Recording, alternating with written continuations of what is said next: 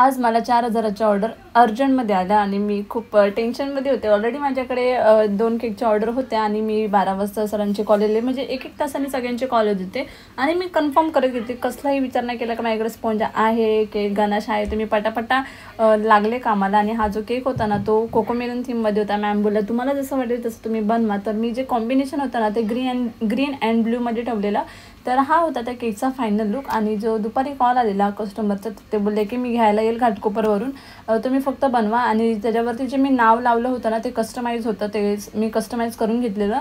आणि 12 वाजता त्यांनी ऑर्डर दिली आणि त्यांना द्यायचा होता 5 वाजता केक. तर मी पटापटा रेडी करायला घेतला आणि साधा सिम्पलच होता, पण जो त्याचा लूक होता ना तो खूप छान होता. आणि ही जी दुसरी ऑर्डर होती ना तर माझे रेग्युलर कस्टमर आहे तिच्या मावशीने दिली होती ऑर्डर. तर मी पटापटा रेडी करून घेतला तो पण केक. आणि नंतर हा सेट झाल्यावरती मी ह्याला रेडी करायला घेतला, कारण की कस्टमरचा कॉल आलेला की आम्ही निघालो आहे. तर मी पटापटा रेडी करून घेतला आणि हा होता केकचा फायनल लूक. मला हा पर्सनली पुऱ्या दिवसामधला हा जास्त केक आवडला, कारण की छान वाटत होता, क्यूट वाटत होता. आणि नंतरला जो दुसरा केक होता तो पण सेट झाला, पटापटा रेडी करायला घेतला.